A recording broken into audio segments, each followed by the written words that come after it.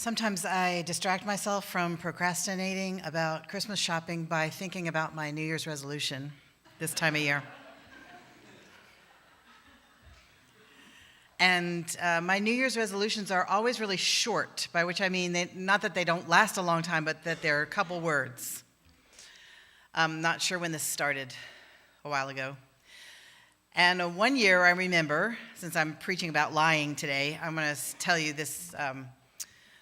The word came down from wherever it comes or came up, I don't know. It just said, speak the truth. And I thought, okay, that'll be my resolution, speak the truth. Shouldn't be too hard. I'm a pretty truthful person because I just don't have the attention span to lie or the memory. So it's just safer for me, oddly enough. And fortunately, I grew up in the kind of family where you didn't have to lie a lot to stay alive. And so, speak the truth. I started January 1, and I realized this is going to be a little harder than I thought. Because I was in South Carolina at the time, and in South Carolina, as I think in Texas and most places in the country, there are little conversational dances that lubricate the gears of social interaction, which involve, if not lying outright, then just concealing the truth. Like, do you like this hat? Isn't my baby cute? How are you? And there's a little dance, people go, how are you? And you go, fine. And, they didn't really ask you, how are you? Which is fine. It's a dance. And you can choose at that point to either dance with the person or to take them on a hike. And sometimes they're willing to go on a hike with you and they really want to know, how is it with your soul right now? And you go, well, truthfully, I'm struggling. And then you start hiking together. If they just go, how you doing? You go, well, truthfully, I'm struggling. You weren't dancing.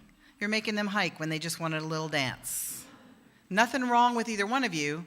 It's just an awkward interaction because the dance is the dance. And in South Carolina, the dance is fairly complicated because it's a very mannered culture. And so people used to move there and complain, the people here lie all the time. We're like, no, they're not lying. They're dancing with you. And you're able to tell whether someone is saying no to you by the way in which they say yes.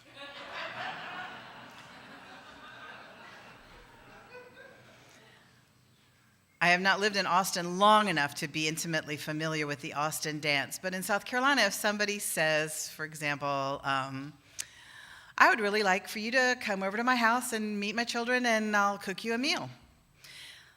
They might say, I'd love to do that, and then they would love to do that.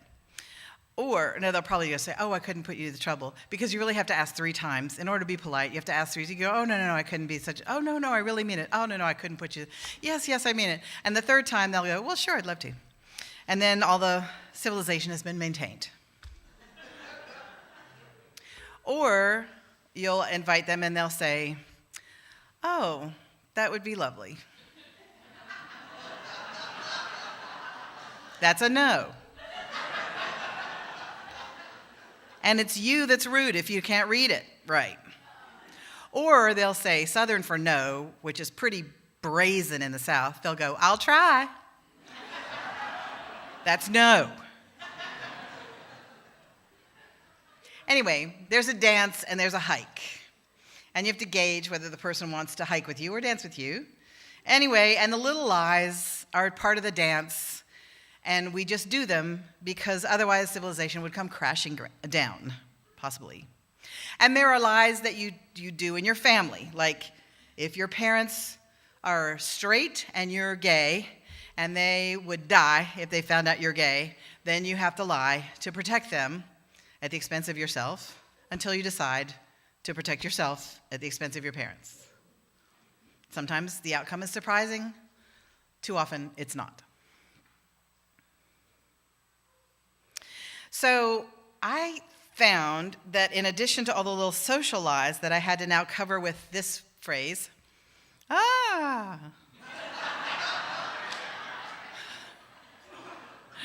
Which people will often let you get away with. Oh, do you like this hat? You don't actually have to lie, but fortunately I only had to do it for a year, and I dropped it as quickly as I was able to. The most lies I told were to myself. That is the problem. I had to stop lying to myself. Very uncomfortable. Don't know if you've tried it. Probably for brief periods of time. I had to go for 365 days. I didn't like it a bit. But I start to worry about civilization itself when it seems as if we're living in a fog of lies. It seems as if there's no truth anywhere. And you expect it, I guess, from advertisers who have to promote their product in the best possible way. And so they just show you the best of it, or they bend a little bit the truth, or they just lie outright. And caveat emptor is from the ancient Roman law, buyer beware. So you know they were doing it way back then. It's nothing new. People have been lying to sell their products forever. And then there's politics, where some people do it in good faith and negotiate with truth, because you have to have trust if you're going to have negotiation. But some do it in a way that involves a lot of lying. And you can usually think you can tell who's who. And you try to vote for the ones that don't lie as much, or who don't lie at all. God bless you. God bless them. When you find them, you want to make sure they get as far as they can. So, but it's very discouraging. It's disheartening.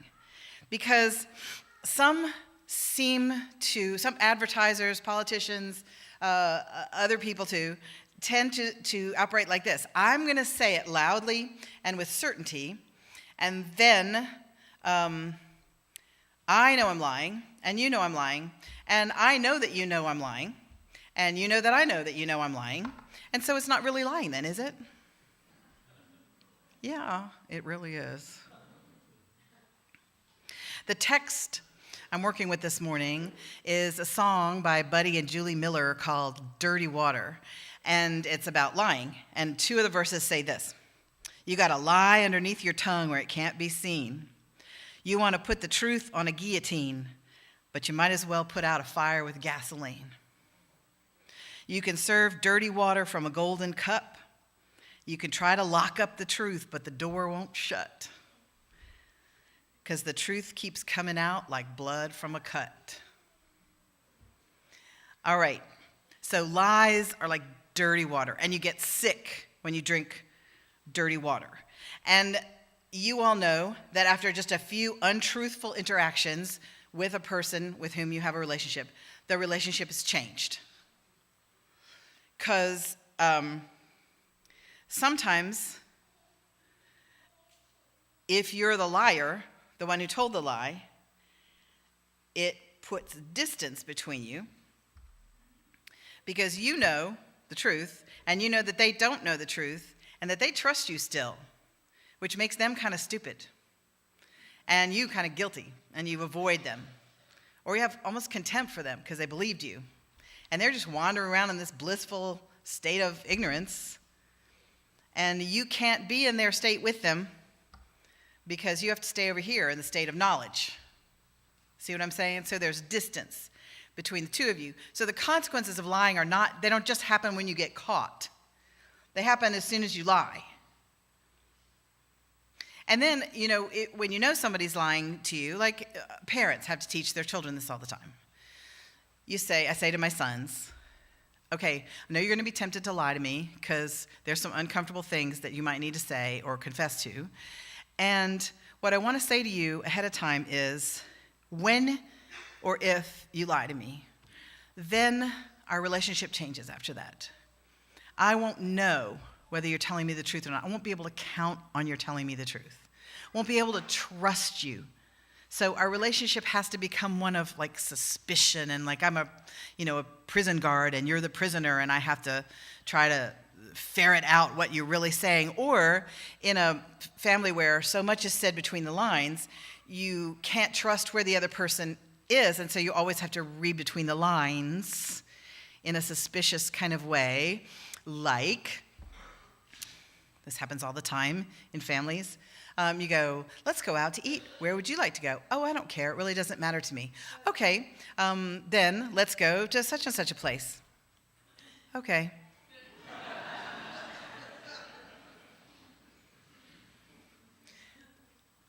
By which you know really did matter.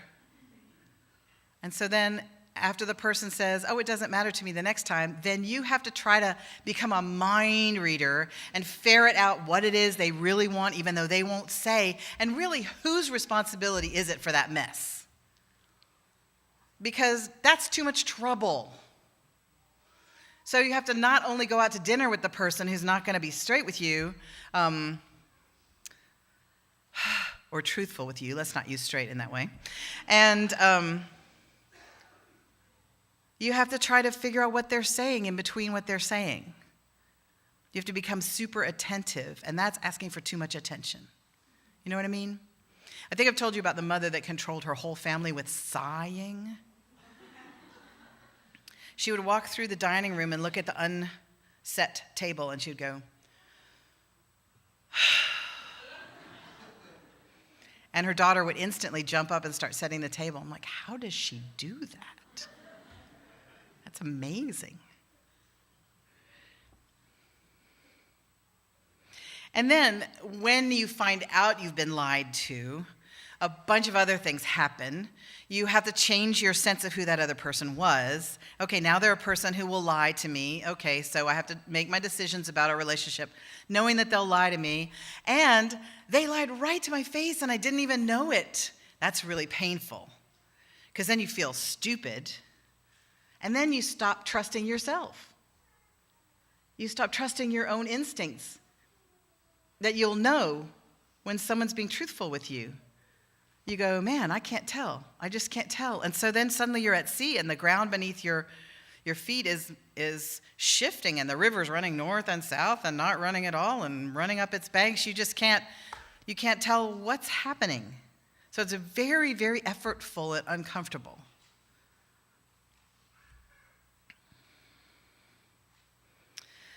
So on a historic scale, if you think of your life as a river, then everything you've done in the past is like upriver from you, affecting the water that's running past you right now. So, in the Appalachian Mountains, when the coal company buys a property and then starts cutting the top off that property and digging for coal and dumping stuff into the river, they're making lots of money, and they don't really have to drink that water because they live over there. But everybody downriver from this property, they're not making any money. They're not compensated in any way, but their water's ruined.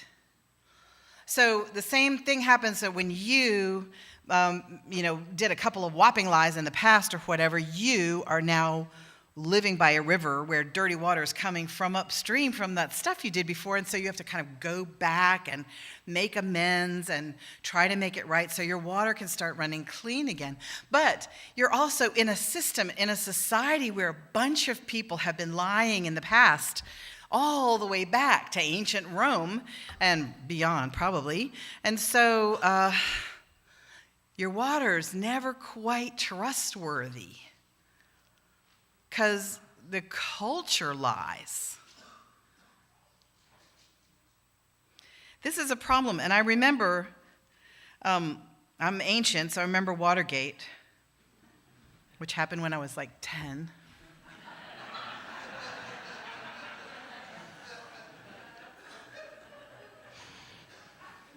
And I remember that sense of, I don't think that president is telling the truth. And then my dad saying, oh, well, he's telling the truth. He knows way more than you do about this, what's happening. And whatever he's saying, he has to say for national security. And he's our president, so he must not be lying. And I'm thinking, I really think he is. And then you find out later just how egregious not only the lies, but just the vulgarity and I don't even know nice words for it, but the things that were said in I don't know any bad words either, by the way. How many lies can I put in one sermon?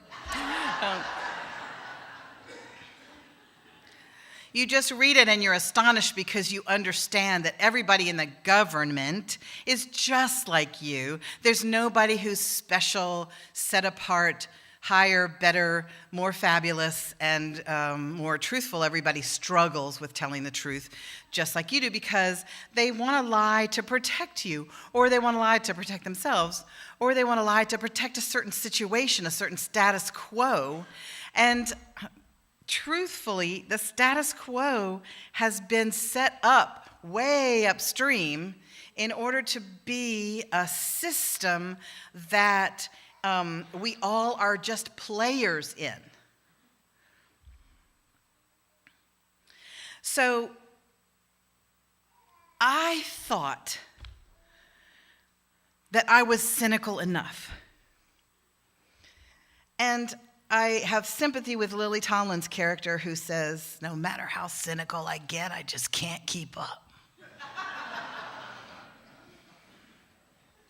Because I was, as you all are all shredded and heartbroken by the whole Ferguson thing, and then the whole chokehold thing, and then the 12-year-old with the toy gun thing, and I and added to many, many isolated incidents over the past years of young black men being killed by police. And I am a white person, and I was raised in white culture, and I was taught how to be white in North Carolina at my mother's knee. I know how to be white. And so what I say about this system that really supports and protects me, except for the gay thing, but as long as I keep quiet about that, it'll support and protect me. And I think, well, my goodness, these people are not behaving correctly, and these officers are in dangerous jobs, which they are. And they are as racist as the rest of us, only they have guns. And then it happens so often sometimes that you just can't explain it away anymore. And so you get outraged for a little while.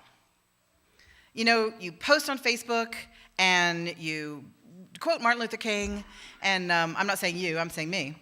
And you get mad and you think something must be done about this, but then it's so huge and it's coming from so far upstream. And then you post on Facebook, or I post on Facebook, and I feel embarrassed because I was taught how to be white. I feel embarrassed because I'm keeping it going too long. You know, I should let it go by now. I should be getting over it. I should go back to sleep. I should forget about it. I should claim my privilege to not think about it anymore. Because I don't have to think about it. Look at this. I don't have to think about it. I'm not going to get stopped by the policeman unless I'm speeding, which happens sometimes. And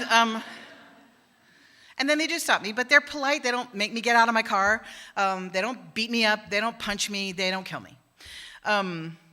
They do make me pay a lot of money. But I'm still alive.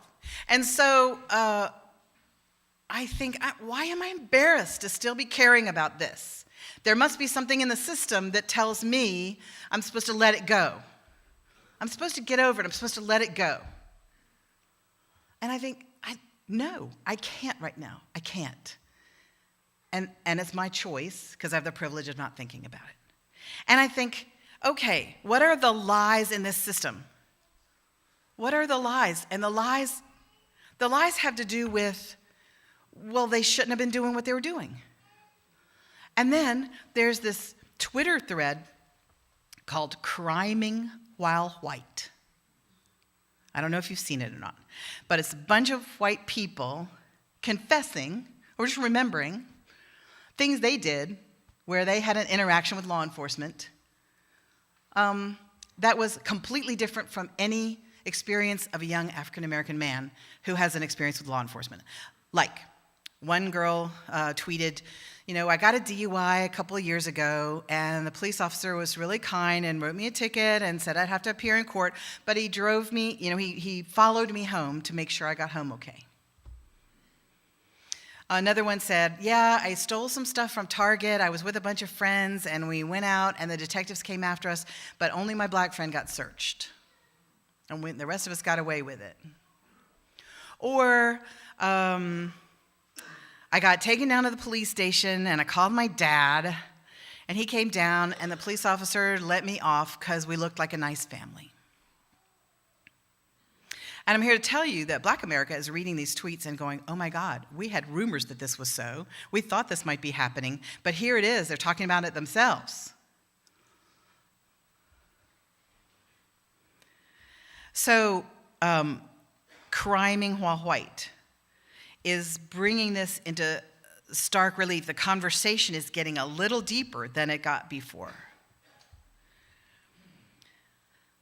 Then I think, we're all just part of a system, and it's really nobody's fault. It's not the white people's fault. It's not the police officers' fault. It's not the black folks' fault. It's not the brown folks' fault. It's just we're all in this system that's kind of, its gears are grinding, and we're all just playing our part. And then I read about Assistant District Attorney in Ferguson, Kathy Elizadeh. She's giving instructions to the grand jury.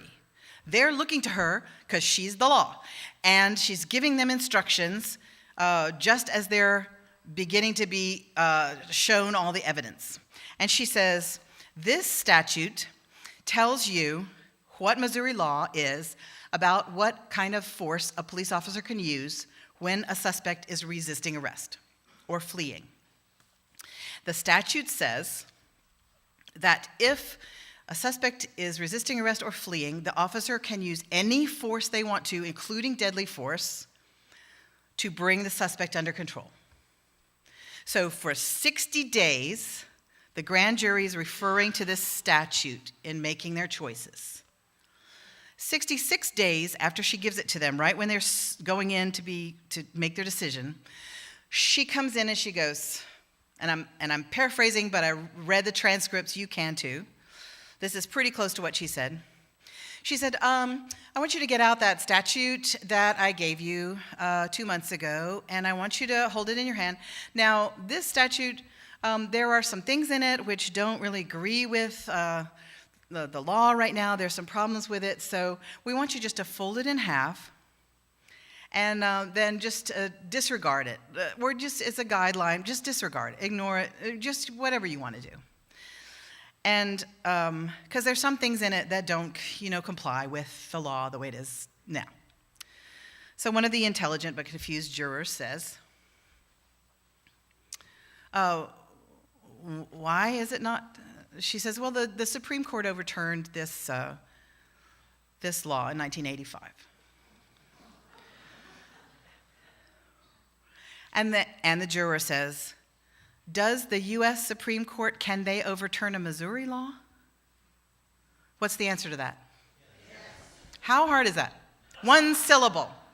You want to know what she said? It's in the transcript. She goes, well, as far as that goes, there are just some problems with it. And then another DA sitting in there, a junior DA, assistant DA, says, we don't really want to have a law school class right now, do we?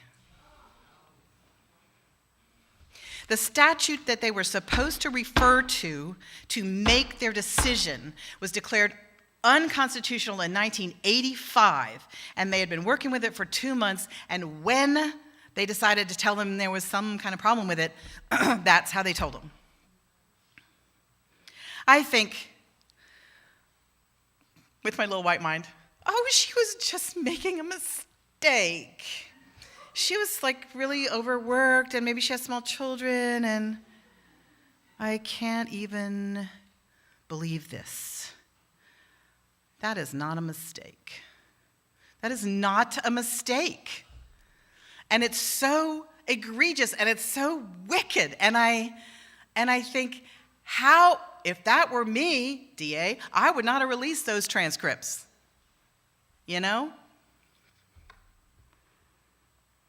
And it's not that hard. I mean, in South Carolina in September, bastion of anti-racist sentiment, in South Carolina in September, a police officer shot a guy at a gas station, black guy, while he was reaching back into his car, made him get out of his car, and then he said, "I want your driver's license." The guy was reaching back into his car for his driver's license, and the officer shot him in the hip.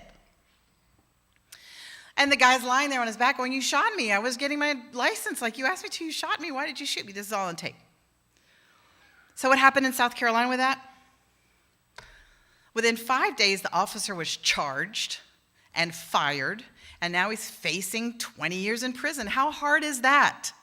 And the guy didn't die.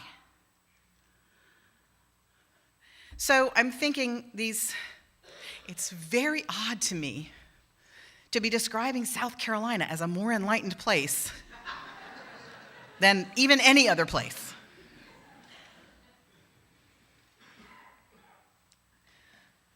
We are lied to, and we lie to ourselves. We lie to ourselves. There's a social psychologist, Paul Piff, of the well-known research team of Keltner and Piff, who focuses his research on social hierarchies and how these impact our lives and society in general. And what he has done at UC Berkeley is rig some Monopoly games and then film the rigged Monopoly games. And here's what they do. They take 4 players and they randomly select one to be the privileged, helped one, and they randomly select one to be the one on the bottom. And they don't tell the players this. They just start doing it. So the person running the game gives the privileged player a lot more money than the other players get. And then the lowest player gets given less money than anybody else. Then the privileged player, whenever she passes go, she gets $400. That's just how we're playing. We give you $400. And everybody else gets $200, and the lowest one gets $100. And there were various other rules to the game, but I don't have time to tell you all of them. And in his TED Talk, Piff talks about this Monopoly game. And what happened when the privileged player won was that she was interviewed about why did she think she had won. And she goes, "Well, I had a strategy. I had a strategy that really worked for me. And I've always been good at this game. I'm just good at it. I don't know, I'm just good." The privileged players never even noticed how privileged they were being, just randomly. That has stuck with me. I think we have to become willing to notice how privileged we are. Like, our dear Molly Ivins said about George W. Bush. He said he was born on third base, but lived his life thinking he'd hit a triple.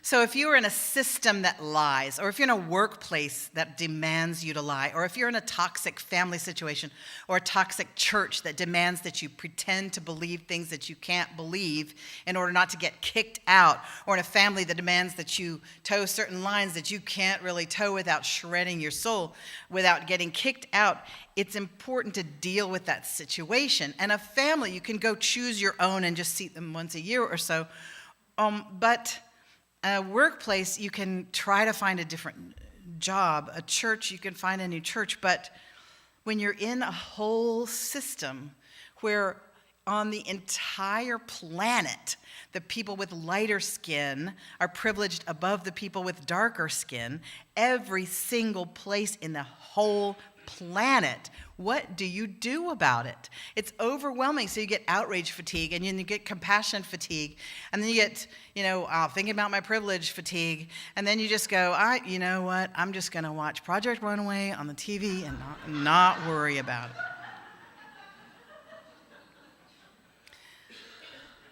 Because in my deep heart of hearts, I know this system is built for me. It's taken care of me and mine.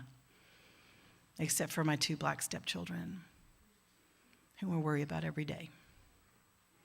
You know, it's taking care of me. It's there for me. Why should I try to dismantle it? Because the truth keeps coming out like blood from a cut, and you cannot erase it. And everybody who's watched as much CSI as I have knows that blood never disappears. You just squirt that luminol stuff on it, and it glows in the dark, and you can tell where there's been blood. It's on the bathtub, it's on the wall, it's on the wrench, it's on the shirt, whatever. You can tell, and I hope truth is like that, and I think it is. And so, as Sue Monk Kidd said, once you know something, you can't unknow it, and the knowing is a terrible burden. And it's a terrible burden. I'm whining. I would much rather the brown and black people keep carrying the burden so I don't have to, because they can't unknow it.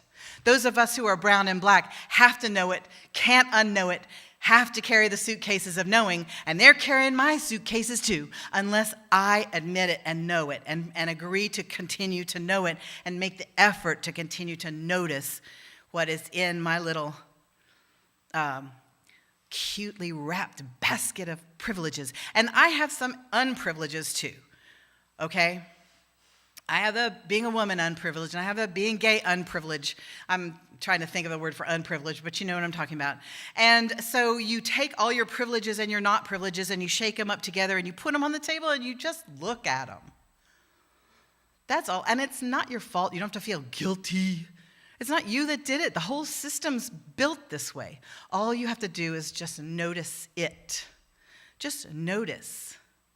And when you find that you can no longer ignore that men of color are stopped by the police, and odds are good that they will be treated very differently from the way that I would be treated were I stopped by the police, that's what you have to protest against and say, we need to make this better.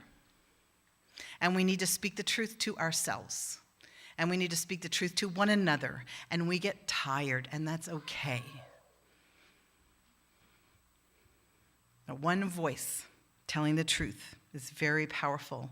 And we're going to pick up our own suitcases of knowledge and carry them ourselves.